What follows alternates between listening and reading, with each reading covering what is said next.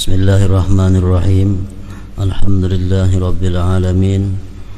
Wassalatu wassalamu ala ashrafil anbiya'i wal mursalin Sayyidina wa maulana Muhammadinil amin wa ala alihi wa sahbihi wat tabi'in wa man tabi'ahum bi ihsanin ila yaumiddin, amma ba'd. Qala al-imam hujjatul islam Abu Hamid Muhammad bin Muhammad al-Ghazali rahimahullah wa nafa'ana bi ulumih. Ali bin Abi Thalib radhiyallahu anhu wa karramallahu wajhah,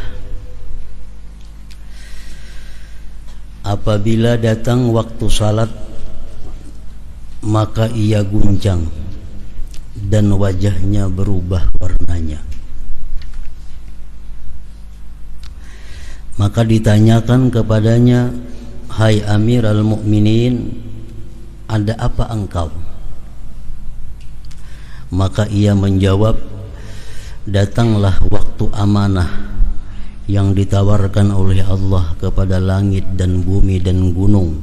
Lalu langit, bumi dan gunung itu enggan untuk menanggungnya dan khawatir akan mengkhianatinya, dan saya menanggungnya." Jadi sembahyang merupakan satu amanah yang dibebankan Allah kepada manusia, dan manusia wajib menunaikan amanah itu dengan sebaik-baiknya. Sembahyang apabila tidak beres rukun, syarat dan adabnya, bisa membawa celaka kepada orang yang melaksanakan sembahyang itu. Karena itu adalah amanah.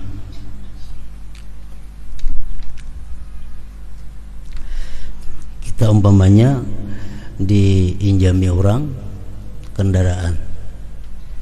Nah, kita mengembalikan kendaraan itu tentu dengan baik, dengan bersih, dengan sempurna, supaya orang yang memberikan pinjaman kendaraan itu senang dengan kita. Tapi bila kendaraan itu kita kembalikan dalam keadaan rusak, dalam keadaan mogok, dalam keadaan kotor, tentu orang yang meminjami itu kada senang menerima pengembalian itu. Nah, demikianlah sembahyang. Sembahyang itu adalah amanah, nah, mesti ditunaikan dengan sebaik-baiknya. Dan diriwayatkan dari Ali ibn al-Husain, Ali Zainal Abidin, cucu Sayyidina Ali bin Abi Thalib, bahwasanya apabila ia berwudu maka rupanya menjadi pucat. Lalu keluarganya bertanya kepadanya, "Apakah sesuatu yang menimpamu ketika berwudu?" Bila berwudu pucat, "Kenapa?" ujar nangkula ka itu. Nah, maka ia menjawab, "Tahukah kalian di hadapan siapakah saya mau berdiri?" Artinya, tahukah kalian aku ini bakal menghadapi siapa? Aku bakal menghadapi Allah Subhanahu wa ta'ala. Nah, ini menunjukkan ketinggian ma'rifat daripada Imam Ali ibn al-Husain radhiyallahu anhu. Karena para ulama sufi mengatakan, "Man arafallah habahu." Barang siapa ma'rifat kepada Allah, maka dia akan takut kepada Allah Ta'ala itu. Orang yang ma'rifat kepada Allah pasti akan takut kepada Allah. Semakin tinggi ma'rifatnya kepada Allah, semakin takut kepada Allah. Makin tinggi ilmu ma'rifatnya, makin tinggi lagi takutnya kepada Allah.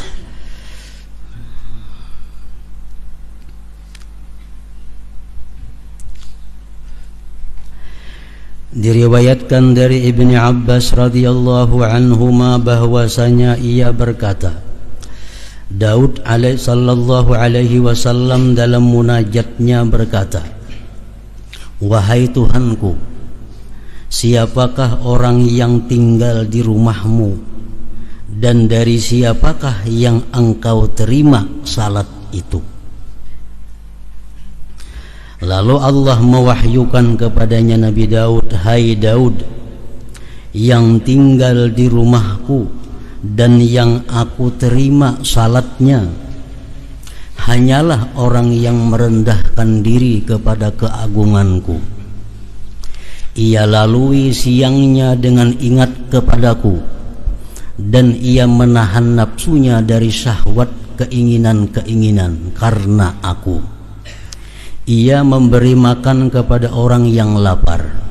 Ia memberi tempat melindungi orang asing dalam perjalanan, dan menyayangi orang yang tertimpa bencana. Itulah orang yang cahayanya cemerlang di langit seperti matahari. Jika ia berdoa kepadaku, maka aku perkenankan, dan jika ia memohon kepadaku, maka aku memberinya. Aku jadikan di dalam kebuduhan akan kesantunan baginya, dalam kelalaian akan keingatan, dan dalam kegelapan akan cahaya. Perumpamaannya di kalangan manusia adalah seperti Firdaus pada setinggi-tinggi surga, yang sungai-sungainya tidak kering dan buah-buahnya tidak berubah. Nah, jadi di dalam ini wahyu Allah kepada Nabi Daud ini, bahwa Allah Subhanahu wa ta'ala menerima sembahyang itu bukan hanya sekedar khusyuk seseorang, tetapi ada sangkut pautnya dengan kelakuan-kelakuannya di luar sembahyang.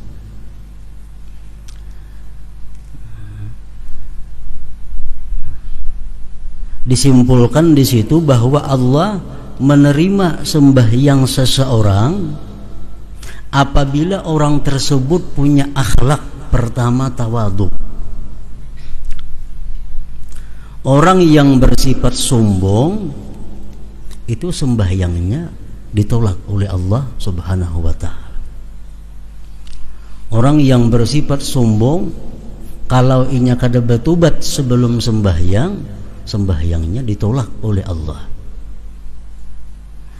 Yang kedua, banyak berzikir kepada Allah. Allah menerima sembahyang orang yang di luar sembahyangnya itu banyak zikir.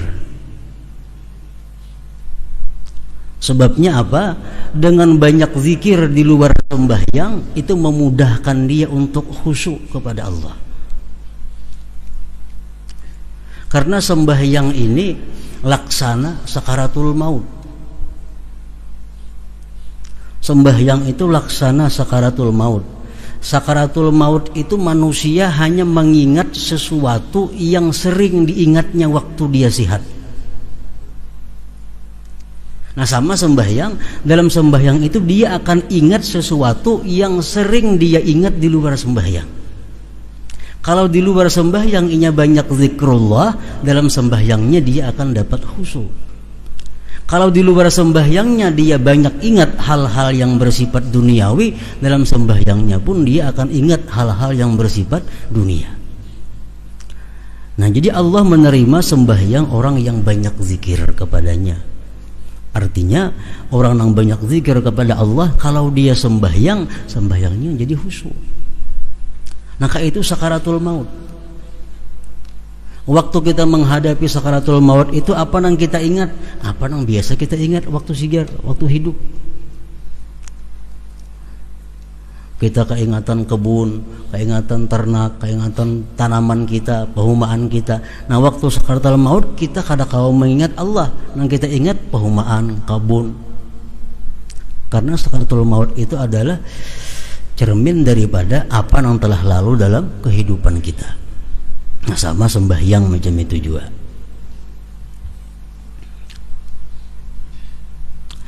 Ketiga, menahan diri dari yang dilarang Allah karena Allah. Allah menerima sembahyang orang yang mampu menahan diri dari yang dilarang Allah karena Allah. Kalau orang menggibah umpamanya, tuntung menggibah sembahyangnya kada diterima Allah, kecuali dia tobat dahulu sebelum sembahyang. Nah, orang berdusta, sembahyangnya ditolak oleh Allah kalau dia belum tobat daripada dustanya. Orang mencuri, sembahyang itu kada diterima Allah sembahyangnya sebelum dia tobat daripada mencurinya. Allah hanya menerima sembahyang orang-orang yang mampu menahan diri dari yang dilarang Allah karena Allah. Manusia banyak yang bisa menahan diri dari yang dilarang Allah tapi bukan karena Allah. Nah, ini kada masuk. Amun aku melakukan maksiat ini, mun aku melakukan ini, aku bisa dipecat orang. Nah, ini kada karena Allah. Amun aku melakukan ini, aku akan jatuh martabatku di sisi manusia. Itu bukan karena Allah. Yang dimaksud ini adalah Allah menerima sembahyangnya orang yang mampu menahan diri dari yang dilarang Allah karena Allah.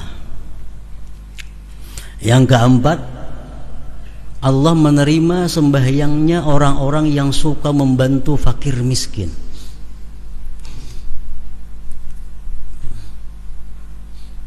Orang yang tiga membiarkan fakir miskin kesusahan, orang yang tiga membiarkan fakir miskin kelaparan, sembahyangnya ditolak oleh Allah. Karena Allah menerima sembahyang orang yang suka membantu fakir miskin. Kelima, memberi tempat kepada orang yang dalam perjalanan. Orang dalam perjalanan, Ibnu Sabil ngarannya, ini sangat diperhatikan oleh Allah. Dalam Quran beberapa kali disebut Ibnu Sabil, orang yang terhenti dalam perjalanan karena kada cukup ongkos untuk meneruskan. Nah, itu adalah satu kewajiban daripada kampung itu untuk bertuturuk supaya ingin sampai ke perjalanannya. Nah, kalau kita membiarkan orang yang putus perjalanan itu kada kita bantu, Allah kada menerima sembahyang kita. Yang keenam, orang yang mengasihi atau membantu orang yang kena musibah. Jadi sembahyang kita diterima oleh Allah apabila kita di luar sembahyang berakhlak, berkelakuan 6 perkara tadi.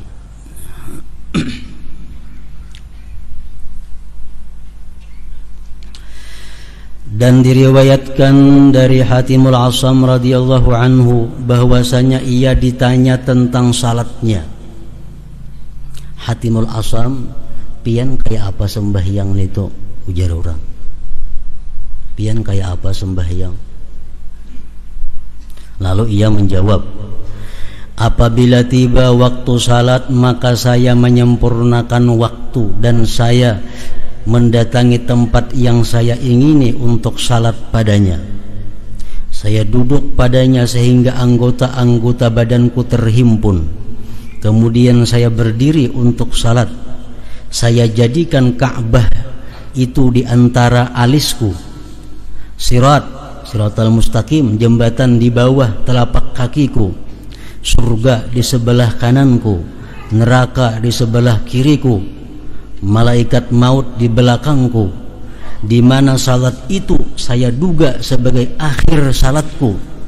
Kemudian saya berdiri antara harap dan takut. Saya bertakbir dengan tahqiq, dengan mantap. Saya membaca bacaan Al-Quran dengan tartil. Saya rukuk dengan rukuk yang merendahkan diri. Saya sujud dengan khusyuk, dengan dikhusyuk-khusyukkan. Saya duduk di atas pantat kiri. Saya bentangkan punggung telapak kaki kiri. Dan saya tegakkan telapak kaki kanan atas ibu jarinya. Dan saya ikuti salat itu dengan ikhlas. Kemudian saya tidak mengetahui apakah salat itu diterima daripadaku atau tidak. Sidin nang sembahyang macam itu nah, sidin belum yakin sembahyang sidin itu bisa diterima oleh Allah. Padahal cara sidin sembahyang itu sudah sedemikian khusyuk, sedemikian luar biasa. Jadi jar sidin, bila aku hendak sembahyang, aku membayangkan Ka'bah itu di antara dua alis. Ka'bah di hadapan. Aku bayangkan batisku ini berjajak di titian Siratal Mustaqim. Aku bayangkan surga di sebelah kananku, neraka di sebelah kiriku, malaikat maut di belakangku, dan aku anggap ini sembahyang yang terakhir dalam hidupku. Nah, hanya kisah aku mengangkat takbir Allahu Akbar. Kalau sidin sembahyang dengan baik, dengan khusyuk, dan itu pun sidin aku belum tahu apakah sembahyangku itu diterima Allah atau kada. Nah, apalagi sembahyang kita nang kada kakaruan, nang hendak sembahyang sahabat itu bergaya, hendak sembahyang sahabat aja berbuat hal-hal nang kada baik, nang kada beradab di sisi Allah. Hanya sembahyang jauh daripada hatimul asam ini.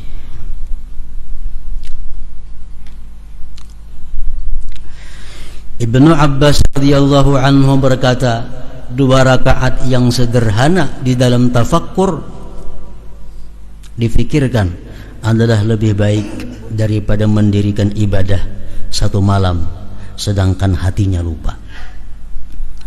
Sembahyang 2 rakaat kada terlalu panjang, cuma khusyuk, lebih baik daripada beribadah semalaman namun hatinya lupa. Nah, jadi hatimul asam tadi mengajarkan kepada kita kayak apa caranya supaya kita sembahyang itu bisa bujur-bujur ta'zim, mengagungkan Allah. Jadi kita bayangkan sembahyang itu Ka'bah di hadapan kita, ini malaikatul maut di belakang kita, dan ini sembahyang yang terakhir. Imbah ini aku belum tentu kawa sembahyang lagi. Batisku berada di titian Siratal Mustaqim. Bila salah-salah gugur ke neraka. Nah, kalau sembahyang kita bisa lurus.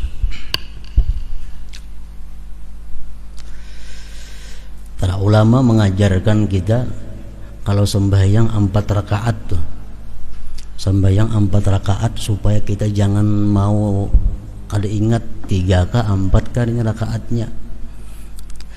Di waktu rakaat pertama kita membayangkan kita berada di Mekah. Rakaat pertama. Rakaat kedua kita membayangkan sudah berada di Baitul Maqdis. Rakaat yang ketiga kita membayangkan berada di langit pertama. Di rakaat yang keempat kita membayangkan berada di Sidratul Muntaha. Nah, jadi sembahyang kada mau kada ingat 2 kah 3 kah nih.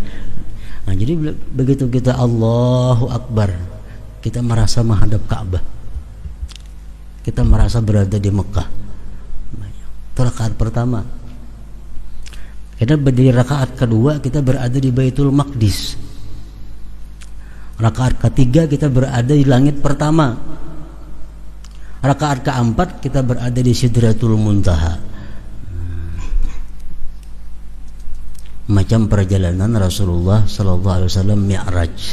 Nah, karena sebelum Mi'raj dari Mekah ke Baitul Maqdis, Baitul Maqdis naik ke langit pertama terus sampai ke Sidratul Muntaha. Nah, kalau kita sembahyang kau merasakan macam itu, kadang mau sembahyang tak kali 5 rakaat zuhur, asar, isya itu, atau tak 3 rakaat. Namun kita bisa mengandak hati yang macam itu.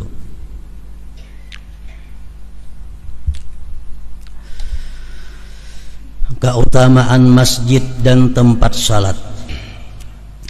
Allah Azza wa Jalla berfirman, innama ya'muru masajidallah man amana billah wal yawmil akhir. Artinya, hanyalah yang memakmurkan masjid-masjid Allah ialah orang-orang yang beriman kepada Allah dan hari kemudian. Memakmurkan di situ banyak pahamannya. Bisa dipaham di situ adalah hanya saja orang yang jadi pengurus takmir masjid itu mesti orang yang beriman kepada Allah. Orang yang jadi pengurus masjid itu mesti orang yang beriman kepada Allah. Kenapa? Karena masjid ini adalah rumah Allah. Nang mengurusnya, nang memakmurkannya mesti orang yang beriman kepada Allah.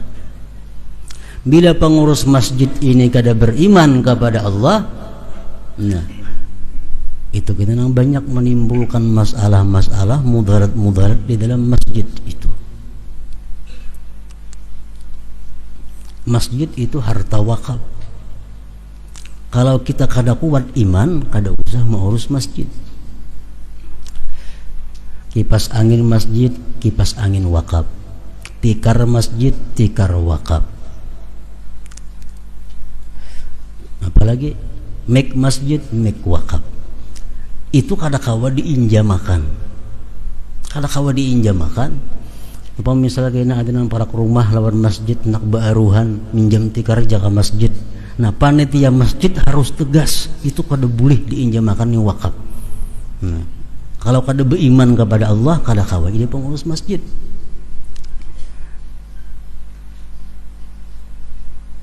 Orang nang azan di masjid mesti orang yang dipercaya, mesti orang yang adil. Kenapa? Karena azan di masjid ini menentukan waktu. Kalau orangnya ini kada bersifat adil, kada bersifat jujur, ini kayaknya azan bebarang aja. Tadang orang bang juga. Nah, mesti dia jujur, mesti adil, karena ini menyangkut orang banyak.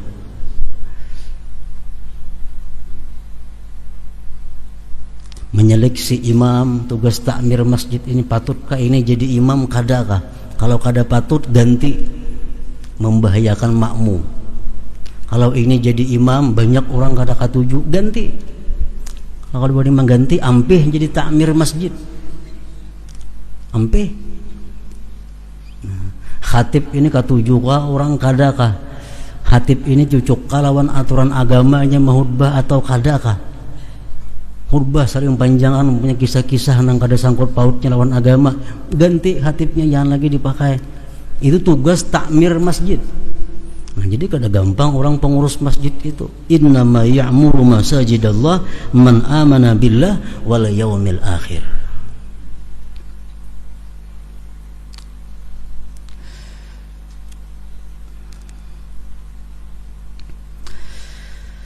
Nabi sallallahu alaihi wasallam bersabda, "Man bana lillahi masjidan walau kamabhasi qatatin banallahu lahu qasran bil jannah." Artinya, barang siapa yang membangun masjid karena Allah, walaupun seperti sarang burung umpamanya, halus masjid yang dibangunnya paling muat 5-6 orangnya. Nah, barang siapa yang membangun masjid karena Allah, walaupun seperti sarang burung, walaupun halus artinya, maka Allah membangunkannya baginya istana di surga. Asal membangun masjid itu karena Allah, ikhlas artinya, kada ada karena lain. Di dalam kitab Ittihab Sadatil Muttaqin disebutkan, apabila orang membangun masjid dan dia namai masjid itu dengan namanya, ini menunjukkan orang ini kada ikhlas. Umpamanya Abdullah berduit sugih, maulah masjid, mau dengarani Masjid Abdullah. Nah, itu jelas sudah kada ikhlas. Disebutkan dalam kitab Syarah Ihya.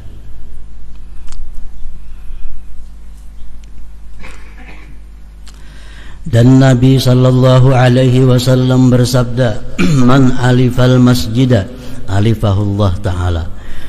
Artinya, barang siapa yang mencintai masjid, maka Allah Ta'ala mencintainya. Dan Nabi sallallahu alaihi wasallam bersabda, "Idza dakhala ahadukumul masjida falyarka' rak'ataini qabla ay yajlisa." Artinya, apabila salah seorang di antara kalian masuk ke masjid, maka hendaklah ia salat 2 rakaat sebelum ia duduk, kecuali Masjidil Haram. Nah, kalau Masjidil Haram kita masuk ke sana langsung tawaf, karena itu merupakan penghormatan Masjidil Haram. Kalau kita masuk ke Masjidil Haram kada tahiyatul masjid nang kita gawi, tapi tawaf. Nah, kalau kita kada tawaf hanyar ayu tahiyatul masjid.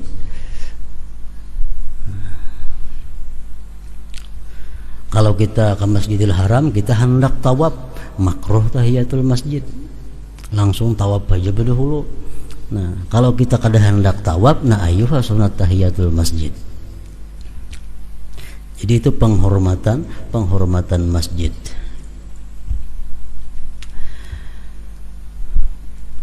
Sunat tahiyatul masjid itu ada beberapa hukumnya. Hukum yang pertama adalah hukum dasarnya sunat. Tahiyatul masjid itu menurut mazhab kita Imam Syafi'i hukumnya sunat. Kalau kita masuk masjid lalu kita kada manggawi sunat tahiyatul masjid itu, hendaklah diganti lawan bacaan subhanallah walhamdulillah wala ilaha illallah wallahu akbar wala haula wala quwata illa billahil aliyyil azim, sekali atau 4 kali. Kita masuk masjid tapi kita kada hendak sembahyang tahiyatul masjid, nah itu gantiannya. Sama halnya kita membaca ayat sajadah. Dalam Quran kan ada ayat-ayat yang menyuruh kita sujud, lalu kita kada sujud, nah ganti lawan subhanallah walhamdulillah wala ilaha illallah wallahu akbar wala haula wala quwata illa billahil aliyyil azim. Kemudian sunat tahiyatul masjid itu ada juga hukumnya wajib apabila dinazarkan. Dinazarkan, aku bernazar sembahyang tahiyatul masjid, nah jadi wajib itu. Ada juga tahiyatul masjid itu hukumnya makruh apabila sudah didirikan orang jamaah. Nah, kita datang ke masjid orang kamat, kada boleh kita sembahyang tahiyatul masjid, langsung sembahyang 4 berjamaah. Kalau kita karasi sembahyang tahiyatul masjid hukumnya makruh. Tahiyatul masjid ada juga hukumnya haram apabila sempit waktu. Nah, kita masuk ke masjid, kalau aku tahiyatul masjid ini keluar waktu sembahyang sudah. Nah, jadi kada boleh langsung sembahyang digawi. Jangan tahiyatul masjid. Maka itu juga haram sembahyang tahiyatul masjid ini apabila kita mempunyai ada qadaan nang kada diuzurkan. Kita haram tahiyatul masjid. Contohnya sembahyang waktu zuhur. Waktu zuhur ini kita sibuk. Sibuk nang apakah? Sehingga habis waktu zuhur belum lagi sembahyang zuhur. Nah, amun kita sembahyang ke masjid jangan tahiyatul masjid, qadaan dulu akan. Kenapa? Karena kita meninggalkan sembahyang tanpa uzur tadi. Nah, karena kesibukan. Jadi kalau kita kada sembahyang fardu, kada sembahyang zuhur, kada sembahyang asar karena bukan uzur, karena kesibukan dunia, masuk kita ke masjid hendak mengqada, qadaan dahulu akan. Tahiyatul masjid kada usah digawi. Kada usah digawi.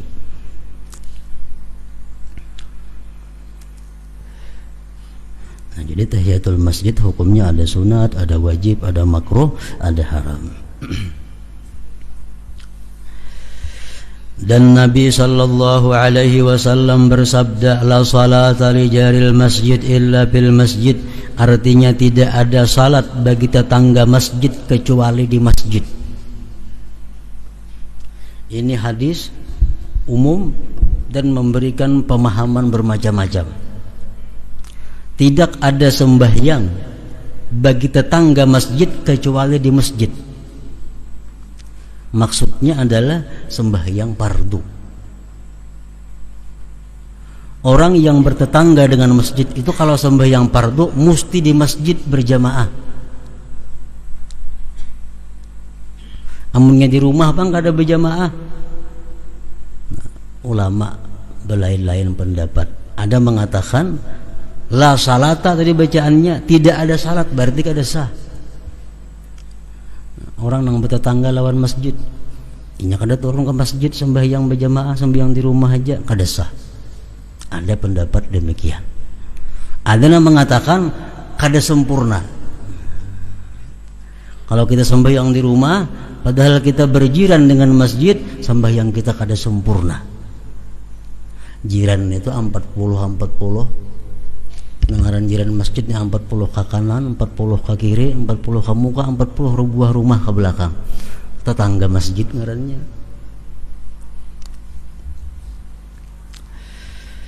Jadi kalau kita tetangga masjid, kalau kita berjiran dengan masjid, orang sembahyang fardu di masjid, kita di rumah saurangan sembahyang kada berjamaah, sembahyang kita kada sempurna.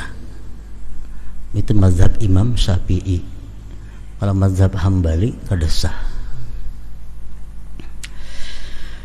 Dan Nabi sallallahu alaihi wasallam bersabda, al malaikatu tusalli ala ahadikum ma dama bi musallahu alladhi yusalli fihi, taqulu Allahumma salli alaihi, Allahumma arhamhu, Allahumma ighfir lahu ma lam yuhdis aw yakhruj minal masjid. Artinya para malaikat itu memohonkan rahmat kepada Allah atas salah seorang di antara kalian selama ia duduk di tempat salatnya yang salat ia padanya. Malaikat itu mengucapkan, ya Allah berilah rahmat atasnya, ya Allah sayangilah ia, ya Allah ampunilah ia selama ia belum berhadas atau sebelum ia keluar dari masjid. Kita sembahyang di masjid, tontong sembahyang kita kada berpindah duduk, begana di situ aja duduknya kada berpindah-pindah, kada ke belakang kahiga kada, tatap duduk. Berapa jam aja kita duduk tatap di situ, kita didoakan terus-menerus oleh malaikat. Didoakan supaya diampuni, didoakan supaya dapat rahmat, supaya disayangi oleh Allah Subhanahu wa taala selama kita tetap duduk di tempat kita sembahyang itu.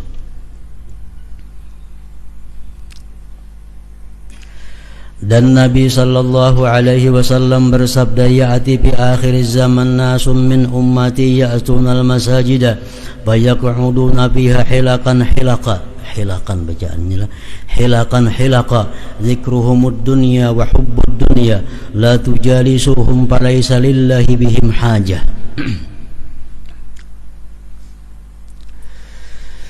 Di akhir zaman akan datang orang-orang dari umatku datang ke masjid-masjid, mereka duduk padanya dengan berlingkaran-lingkaran. Zikir mereka adalah dunia dan cinta dunia. Artinya duduk di masjid tapi nang dipandirakan pandiran dunia. Duduk di masjid nang dipandirakan pandiran kisah-kisah dunia.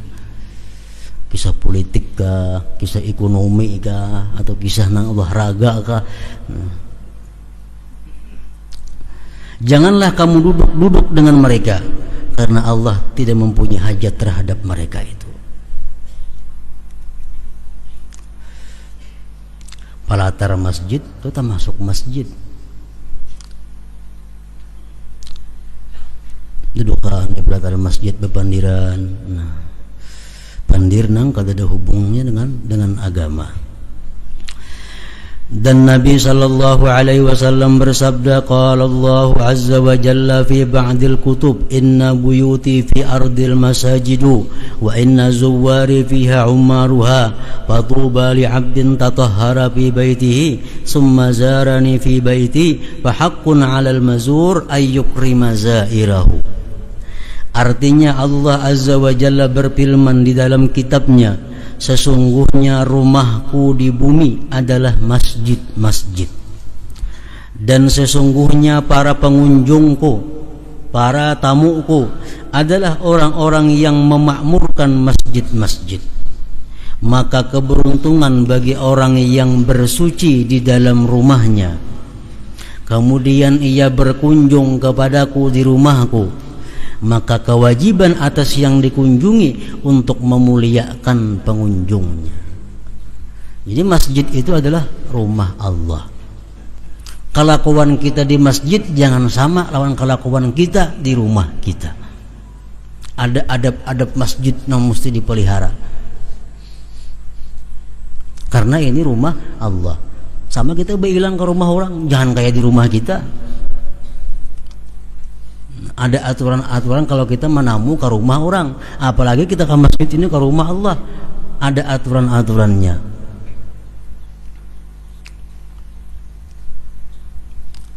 Dan Nabi sallallahu alaihi wasallam bersabda, "Idza ra'aitumur rajula ya'tadul masjida fashhadu lahu bil iman." Apabila kamu melihat seseorang laki-laki yang biasa ke masjid, maka bersaksilah untuknya dengan iman. Kita ada melihat orang Zuhur ke masjid, Asar ke masjid, Maghrib ke masjid, hari-hari macam itu gawian orang nih. Nah, kita boleh bersaksi bahwa orang itu adalah orang yang beriman. Nah, boleh kita bersaksi itu orang-orang yang beriman. Namun orang ini selalu sembahyang berjamaah di masjid. Sa'id ibn al-Musayyab berkata, barang siapa duduk di masjid maka ia hanya duduk-duduk dengan Tuhannya. Dan hendak bahunjur menghadap kiblat di masjid jangan. Itu kada beradab.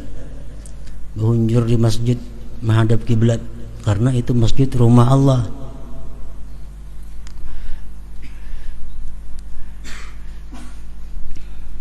Orang nang makan bawang, orang makan bawang jangan ke masjid jar Nabi. Ada kalau tuh karena muntungnya berbau. Nah, masjid rumah Allah. Makan bawang jangan hendak ke masjid. Karena masjid itu rumah Allah. Jangan hendak beruku di masjid atau di pelatar masjid, kada boleh. Ulama mengatakan itu haram beruku di dalam masjid. Karena membuat kada baik masjid, membuat bau kada nyaman dengan masjid.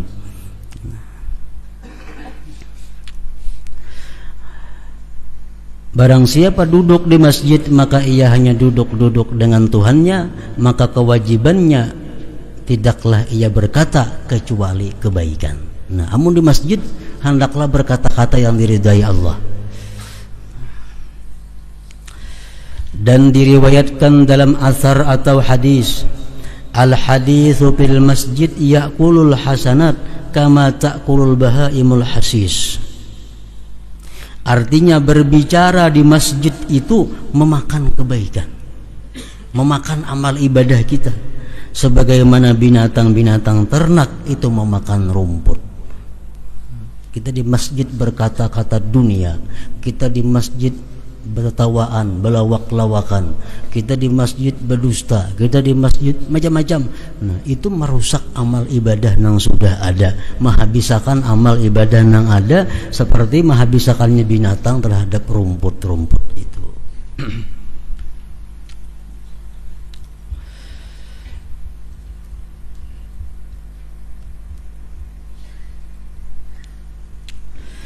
An-Nakhai berkata, mereka berpendapat bahwa berjalan di malam yang gelap ke masjid itu mewajibkan surga. Artinya apa? Lampu pajah malam tatapnya ke masjid. Nah, itu mewajibkan dia masuk surga. Lampu pajah kada benyala tatapnya ke masjid.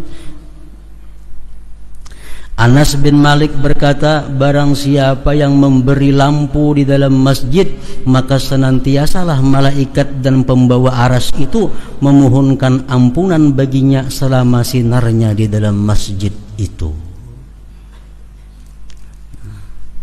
Menukarakan bula-bula lampu di masjid, selama lampu itu masih menyala, nah maka orang ini dimintakan ampun terus oleh malaikat. Makin awit nyalanya lampunya, makin lawas ia mendapat doa dari malaikat supaya diampuni oleh Allah Subhanahu wa taala. Di masjid tapi lampunya lain, itu menara nang habang hijau tuh ada masuk nih tuh.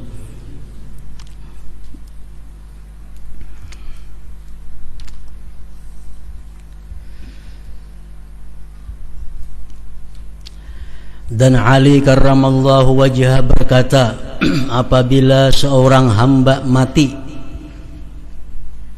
maka menangislah tempat salatnya dari bumi dan tempat naik amalnya dari langit. Kita kebiasaan sembahyang, kita duduk sembahyang baca Quran, di situ kita mati, tempat itu menangis karena kada ada lagi orang yang menyembahyanginya, yang menempati kebaikannya. Kemudian ia membaca, "Fama bakat alaihimus sama'u wal ard wa ma kanu munzarin." Artinya, maka langit dan bumi tidak menangisi mereka, orang-orang yang berdosa kafir. Kalau orang-orang yang durjana mati, tanah kada menangisinya, bumi kada menangisinya, dan mereka pun tidak diberi tangguh. Orang-orang kafir itu kada diberi tempo lagi untuk bertobat apabila sudah datang waktunya. Ibnu Abbas radhiyallahu anhuma berkata, bumi menangisinya selama 40 pagi. Ini kita misal di rumah. Di rumah ada tempat penyembahyangan. Kita sembahyang itu di situ di rumah biasanya. Nang mana ada berisi tempat penyembahyangan, sembahyang sunat kita di situ, sembahyang tahajud di situ, di tempat itu. Nah, kita mati, tempat penyembahyangan kita ini menangisi kita selama 40 hari. Selama 40 hari. Atha al-Khurasani berkata, tidak ada satu hamba pun yang sujud karena Allah di suatu tanah kecuali tanah itu bersaksi baginya pada hari kiamat. Makanya di masjid jangan tatap duduk. Di situ bang sembahyang seumuran duduknya. Nah, beralih-alih. Hari ini di sini, esoknya di situ, sembahyang pun di sebelah sini. Supaya apa? Banyak saksi di akhirat bahwa kita berbuat kebaikan.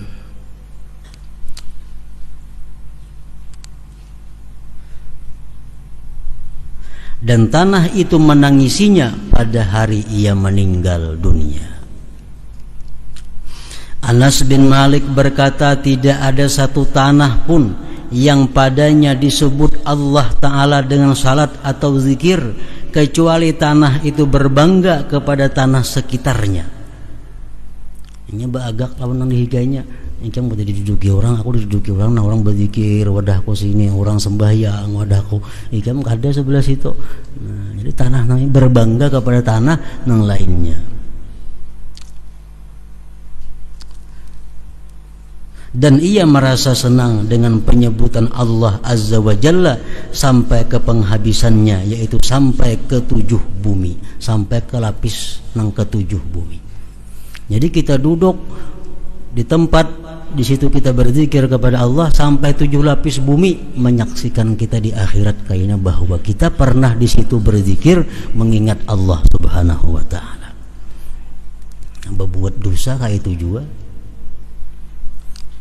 Jadi berbuat dosa jangan berpindah-pindah tempat, di situ aja begana. Karena banyak saksinya. Ini di situ berbuat dosa, sini berbuat dosa. Di akhirat kita berumut saksi yang berbuat dosa. Memakai baju salambar saja lu berbuat dosa, isok nih tuh pulang pakai, isoknya nih tuh pulang mempajang berbuat dosa, supaya baju jangan banyak nang jadi saksi kita berbuat dosa. Nah, lain halnya kebaikan, disuruh kita memperbanyak saksi, memperbanyak syahadah kayaknya.